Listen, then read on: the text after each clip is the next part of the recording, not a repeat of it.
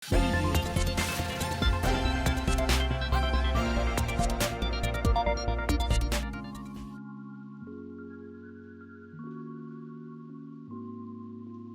caranya adalah, tadi kita survei dulu nih, mom sama dads gitu ya. Kita survei mau anak ini sekolahnya di mana, TK, SD, SMP, SMA, di mana nih sekolahnya. Contoh misalnya, oh di sekolah A nih TK-nya, saat ini biaya uang masuknya adalah misalnya 20 juta, kemudian SPP-nya sekian. Ya udah kita hitung nih, sampai anak ini lulus kira-kira dia membutuhkan biayanya berapa dan masukkan ke dalam, inflasinya juga 10%. Nah dari situ insya Allah sih gitu ya, tidak akan terlalu meleset jauh nih gitu dari hitungan-hitungan pada saat nanti si anaknya akan masuk sekolah tersebut gitu. Nah, seperti ini nih kalau pertanyaan tadi, gimana sih caranya biar kita juga tepat nih dalam mempersiapkan dana pendidikan anak. Nah, tadi yang Rista bilang dari awal adalah kita cari dulu, survei dulu sekolahnya gitu ya. Tahun 2021 ini seperti apa? Contoh uang pangkalnya berapa, SPP-nya berapa. Ketika kita udah tahu, kita buat nih datanya seperti ini nih ya, mom sama dads bisa kelihatan di layar ya. Nih contoh misalnya TK-nya kemana, SD-nya kemana gitu ya, SMP-nya kemana, SMA, S1 dan S2 ya.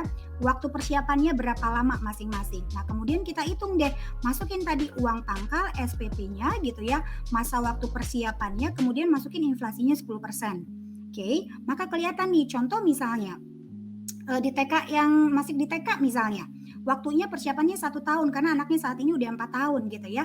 Biaya total yang dibutuhkan adalah 74 juta sekian nih dalam waktu 1 tahun aja gitu kan ya, harus disiapin nih butuh totalnya adalah 74 juta. Nah artinya setiap bulan harus menyisihkan 5,8 juta atau dalam waktu 1 tahun harus menyisihkan 66 juta sekian. Nah jadi begitulah cara menghitung untuk dana pendidikan anak. Kalau ditanya, bagus mana asuransi pendidikan atau tabungan pendidikan? Ini sih 2 hal yang berbeda gitu ya.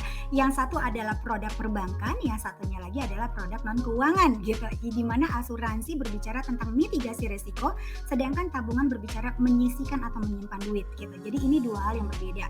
Nah tadi, satu asuransi berbicara tentang kalau terjadi resiko ya, gimana pada saat orang tuanya tutup usia atau misalnya sakit atau terkena penyakit kritis, asuransi yang melindungi agar si anak bisa tetap untuk sekolah.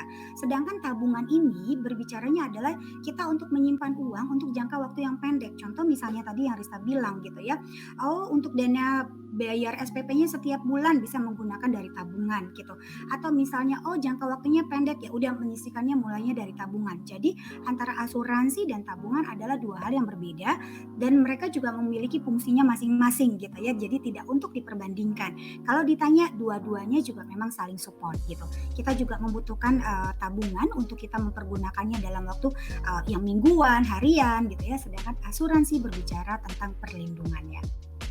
Nah, ini adalah tugas kita ya, dan salah satunya adalah tugas saya sebagai perencana keuangan untuk membantu masyarakat Indonesia melek secara keuangan, terutama dalam hal membicarakan tentang dana pendidikan anak ini. Karena faktanya dengan ada COVID-19 tahun 2020 bahkan 2021 gitu ya, dan saat ini pun masih ada COVID-19, banyak sekali anak-anak Indonesia gitu ya, yang akhirnya putus sekolah dan rata-rata permasalahannya adalah karena biaya. Nah, karena berdasarkan data itu, yuk mari masyarakat Indonesia, terutama kita juga gitu ya, untuk sering-sering memberikan kelas-kelas edukasi kepada moms and dad untuk untuk lebih lebih memperhatikan bahwa dana pendidikan ini memang perlu kita persiapkan dan menjadi poin penting ketika kita menjadi seorang ibu, seorang ayah gitu ya, seorang moms and dads gitu, sebagai orang tua ini penting sekali gitu.